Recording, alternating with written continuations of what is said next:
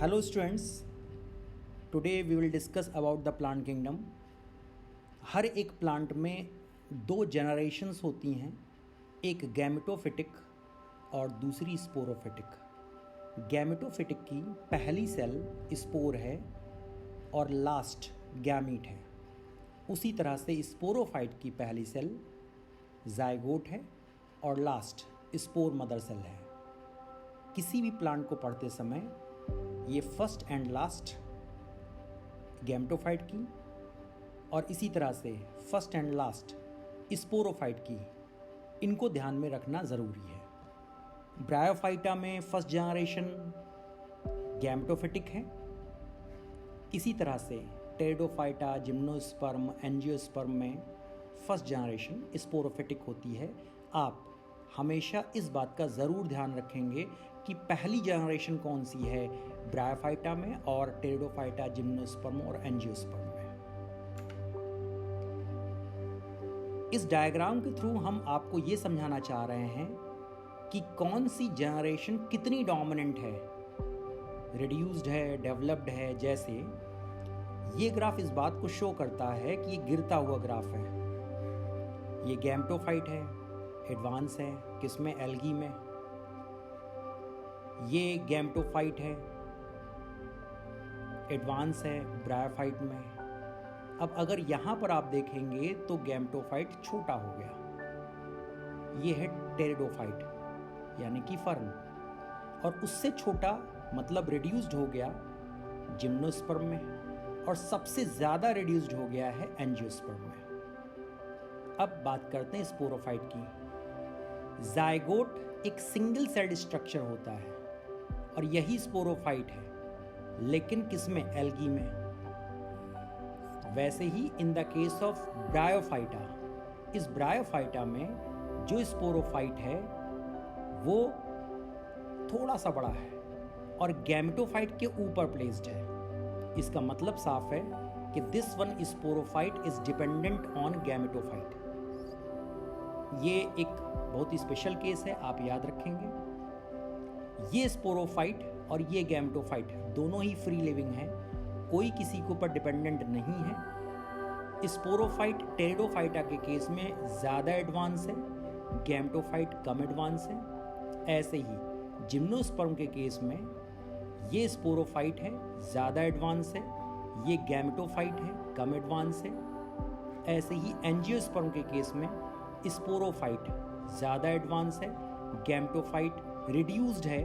अगर आप स्पोरोफाइट को देखेंगे तो जाइगोट एक सिंगल सेल्ड था, ये स्पोरोफाइट मल्टी सेल्ड हो गया, एडवांस हो गया। उससे ज़्यादा एडवांस यहाँ पर हो गया है जिम्नोस्पर्म में, और सबसे ज़्यादा एडवांस हो गया है इस केस में यानी कि एंजियोस्पर्म के केस में। वैसे ही अगर एक चीज़ बढ़ती है तो दूसरी चीज़ घटती है। अगर इस केस में स्पोरोफाइट एडवांस है तो ये गैमेटोफाइट हाईली रिड्यूस्ड है। तो अगर आपसे कभी पूछा जाता है highly reduced gametophyte found in the case of, तो एंजियोस्पर्म लगाएंगे। दूसरा, आप यहाँ पर देख रहे हैं कि दो बॉडीज़ हैं गैमेटोफाइट की। इसका मतलब ये गैमेटोफाइट डायोशियस है। एंजियोस्पर्म में भी दो बॉडीज़ है, इसका मतलब ये डायोशियस है। तो जिम्नोस्पर्म और एंजियोस्पर्म में डायोशियस गैमेटोफाइट होता है, जबकि फर्न के इस केस में यहाँ पर मोनोशियस होगा। मेल फीमेल एक ही बॉडी में पाए जाएंगे। आप इस डायग्राम के थ्रू पूरे प्लांट किंगडम को कॉन्साइज्ड फॉर्म में समझ सकते हैं कि किसमें स्पोरोफाइट डोमिनेंट है, किसमें गैमेटोफाइट डोमिनेंट है, कहाँ पर एडवांस है और कहाँ पर रिड्यूस्ड है। अब एक एक प्लांट ग्रुप का डिस्कशन करते हैं। यहाँ पर गैमेटोफाइट पहले लिखा है, इसका मतलब gametophytic first generation dominant generation है, लॉन्ग लिव्ड है। स्पोरोफाइट बाद में लिखा है, इसका मतलब ये सेकंड जनरेशन होगी। And sporophyte completely parasitic over the gametophyte. इस डायग्राम में अगर आप देखेंगे तो ये स्पोरोफाइट है जो कि गैमेटोफाइट के ऊपर या तो कंप्लीटली डिपेंडेंट होगा या पार्शियली डिपेंडेंट होगा। इस डायग्राम में भी अगर आप देखेंगे तो ये स्पोरोफाइट है और नीचे गैमेटोफाइट है। ये स्पोरोफाइट गैमेटोफाइट के ऊपर कंप्लीटली डिपेंडेंट है। अब अगला पॉइंट, अगर हम इस गैमेटोफाइट को देखें तो ये फोटोसिंथेटिक है और ग्रीन है, जबकि इस स्पोरोफाइट के केस में लिवरवर्ट्स में स्पोरोफाइट नॉन ग्रीन होता है और मॉसेस में ग्रीन होता है। अब ये बात आपको पता होगी कि जितने भी ब्रायोफाइट्स होते हैं वो they all are non vascular, xylem phloem नहीं होता। चाहे वो यहाँ पर गैमेटोफाइट का डिस्कशन हो रहा हो और यह स्पोरोफाइट का डिस्कशन हो रहा हो, दोनों ही केसेस में नॉन वेस्कुलर चलेंगे। गैमेटोफाइट इस केस में थैलॉइड या फोलियोज, फोलियोज मीन्स लीफी होगा। जैसे यहाँ पर इस डायग्राम में देख रहे हैं, ये सारा का सारा थैलॉइड है। किसी किसी केस में लीफी नजर आता है, फोलियोज नजर आता है, जैसे मॉसेस के केस में। इस बात का ख्याल रखेंगे कि प्रोटोनिमा लार्जेस्ट गैमेटोफाइट होता है जो कि पाया जाता है मॉसेस में, जैसे फ्यूनेरिया। इस केस में यहां पर लिखा हुआ है कि स्पोरोफाइट जो होता है वो फुट, सीटा एंड कैप्सूल में डिफरेंशिएटेड होता है, लीफ नहीं होती, इसलिए नॉन फोलियोज कहलाएगा। यहाँ पर एक पॉइंट मेंशन किया गया है, स्पोरोफाइट डिपेंडेंट ऑन गैमेटोफाइट, जैसा कि इस डायग्राम में देख रहे हैं कि ये स्पोरोफाइट है और ये गैमेटोफाइट पर डिपेंडेंट है। अगला आता है टेरिडोफाइट। टेरिडोफाइट के केस में स्पोरोफाइट फर्स्ट जनरेशन है, गैमेटोफाइट सेकंड जनरेशन है। ये स्पोरोफाइट लॉन्ग लिव्ड है, गैमेटोफाइट शॉर्ट लिव्ड है। शॉर्ट लिव्ड के साथ साथ बहुत छोटा होता है, इसके लिए इनकॉन्स्पिकुअस बोलते हैं। ये लाइन एनसीईआरटी में मेंशन्ड है। ऐसे ही स्पोरोफाइट को देखेंगे तो ये स्पोरोफाइट के डायग्राम्स हैं, ये सारे के सारे ग्रीन और फोटोसिंथेटिक हैं। वैसे ही इस गैमेटोफाइट के केस में भी ये ग्रीन और फोटोसिंथेटिक है। जब कभी कोई बॉडी ग्रीन हो जाए, क्लोरोफिलस हो जाए, फोटोसिंथेटिक हो जाए तो इंडिपेंडेंट हो जाती है। तो जब ये ग्रीन है तो ये भी इंडिपेंडेंट और ये ग्रीन है तो ये भी इंडिपेंडेंट। मीनिंग साफ है कि स्पोरोफाइट और गैमेटोफाइट कोई भी किसी के ऊपर डिपेंडेंट नहीं होते। अब यहाँ पर इस प्लांट को देख रहे हैं तो ये डिफरेंशिएटेड है रूट, स्टेम एंड लीफ में, लेकिन ये वाला डिफरेंशिएटेड नहीं है, इसलिए इसको थैलॉइड कह देते हैं। और थैलॉइड का मतलब होता है undifferentiated into root, stem and leaf. साथ ही साथ इस टेरिडोफाइट के केस में गैमेटोफाइट को हम प्रोथैलस कहते हैं, जो कि मोनोशियस होता है। और मोनोशियस का मतलब होता है sex organs present on abaxial surface. Monoecious उसे कहेंगे जिसमें सेक्स ऑर्गन मेल और फीमेल एक ही बॉडी पर हो, लेकिन कहाँ हो तो उसमें अबैक्सियल सरफेस, अबैक्सियल मतलब लोअर सरफेस पर प्रेजेंट रहते हैं। इस डायग्राम में अगर आप देखेंगे तो फर्न का डायग्राम है। फर्न के डायग्राम में जो लीफ होती है उसमें सोरस होता है और सोरस भी लोअर सरफेस पर या अबैक्सियल सरफेस पर होता है। और सोरस क्या होता है ये बात आप जानते होंगे, ग्रुप ऑफ स्पोरेंजिया को सोरस कहते हैं। ये जिम्नोस्पर्म का केस है। जिम्नोस्पर्म के केस में भी sporophyte first generation dominant generation है और गैमेटोफाइट सेकंड जनरेशन है। लॉन्ग लिव्ड है, शॉर्ट लिव्ड है। अब इस डायग्राम में अगर आप देखेंगे तो ग्रीन दिख रहा है, तो ग्रीन है, फोटोसिंथेटिक है, ग्रीन है, फोटोसिंथेटिक है, इसका मतलब ये इंडिपेंडेंट हो गया। अब इस डायग्राम को देखेंगे तो ये नॉन ग्रीन है, नॉन फोटोसिंथेटिक है, तो डिपेंडेंट हो गया। लेकिन डिपेंडेंट किसके ऊपर? तो गैमेटोफाइट इस स्पोरोफाइट के ऊपर डिपेंडेंट हो जाएगा, यहीं से अपना सारा न्यूट्रिशन लेगा।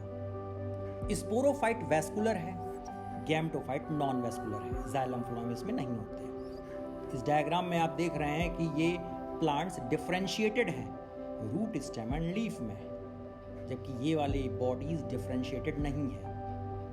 ये बॉडीज फ्यू सेल्ड से लेकर के मल्टी सेलर तक हो सकती हैं। जैसे ये जो मेल गैमेटोफाइट है ये फ्यू सेल्ड होगा, 4 सेल्ड, 5 सेल्ड, लेकिन ये जो होता है फीमेल गैमेटोफाइट ये मल्टी सेलर होता है। ऐसे ही अगर हम डायशियस मोनोशियस को लेकर के देखें तो स्पोरोफाइट साइकस के केस में डायशियस होगा, जिसमें मेल और फीमेल सेक्स ऑर्गन्स अलग अलग प्लांट पर होंगे, जबकि पाइनस के केस में मोनोशियस होगा, जिसमें सेक्स ऑर्गन्स एक सिंगल प्लांट पर ही पाए जाएंगे। लेकिन इस डायग्राम को देखोगे तो ये दोनों अलग अलग बनाए गए हैं। इसका मतलब ये डायशियस गैमेटोफाइट है, अलग अलग गैमेटोफाइट है। एंजियोस्पर्म्स की बात करते हैं। एंजियोस्पर्म्स और जिम्नोस्पर्म्स में कोई खास अंतर नहीं होता है, तो दोनों के पॉइंट्स ऑलमोस्ट सेम चलते हैं। जैसे स्पोरोफाइट और गैमेटोफाइट में ये फर्स्ट जनरेशन है लॉन्ग लिव्ड है, सेकंड जनरेशन शॉर्ट लिव्ड है। ये ग्रीन फोटोसिंथेटिक है जैसा कि जिम्नोस्पर्म में भी था, ये नॉन ग्रीन है, नॉन फोटोसिंथेटिक है। तो ये वाली बॉडीज इस स्पोरोफाइट के ऊपर पाई जाएंगी। ये डिफरेंशिएटेड है रूट स्टेम लीफ में, और ये डिफरेंशिएटेड नहीं है, ना रूट है ना स्टेम है और ना ही लीफ है। अब अगर पपाया को ले लोगे तो पपाया फीमेल पपाया मेल दो प्लांट्स अलग अलग हैं। इसका मतलब ये डायशियस हो गया। लेकिन गॉड्स जितने भी होते हैं उन गॉड्स के केस में मेल फीमेल एक ही बॉडी पर होता है, तो ये मोनोशियस हो गया। तो it means sporophyte can be dioecious, can be monoecious, but gametophyte always dioecious, क्योंकि दो बॉडीज मैंने अलग अलग बनाई हुई हैं। दूसरा ध्यान रखोगे, ये मेल गैमेटोफाइट 3 सेल्ड हो सकता है, और ये वाला जो फीमेल गैमेटोफाइट है, ये बात आपने पढ़ी होगी कि 7 सेल्ड 8 न्यूक्लिएटेड होता है। अब अगला डिस्कशन मैं कर रहा हूं होमोस्पोरस और हेट्रोस्पोरस को लेकर के। बहुत ज्यादा इंपॉर्टेंट है इवोल्यूशन की लाइन को समझने के लिए। जब एक तरह के स्पोर बने तो होमोस्पोरस, जब दो तरह के स्पोर्स बने तो हेट्रोस्पोरस, जिनको कहते हैं माइक्रो और मेगास्पोरस। ये स्पोर जमीन पर गिरते हैं तो लिखा हुआ जर्मिनेट ऑन सॉइल, और वहीं पर जर्मिनेट भी करते हैं। और ये वाले जमीन पर नहीं गिरेंगे, बॉडी पर ही जर्मिनेट करेंगे, इसलिए इनको कहते हैं इन सीटू जर्मिनेशन।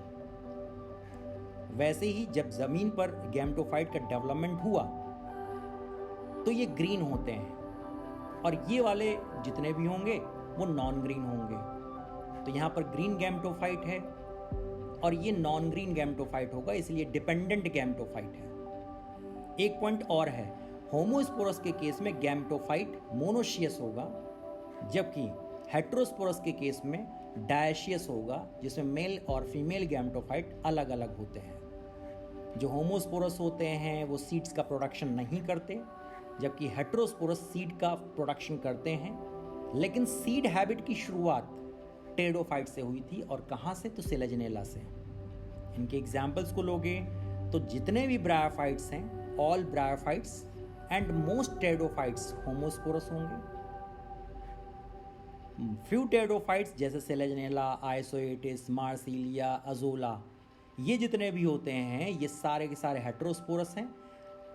और जितने भी जिम्नोस्पर्म हैं वो हेट्रोस्पोरस हैं, जितने भी एंजियोस्पर्म्स हैं वो हेट्रोस्पोरस हैं। तो जैसे आपसे क्वेश्चन पूछा जाए, out of the following how many are the heterosporous, तो Cycas, Pinus, papaya, mango, Selaginella, Isoetes, Marsilea, Azolla, ये जितने भी हैं सब हेट्रोस्पोरस हो जाएंगे, और बाकी जो बचे वो सब होमोस्पोरस होंगे, जितने मॉसेस बचे, जितने टेरिडोफाइट्स बचे।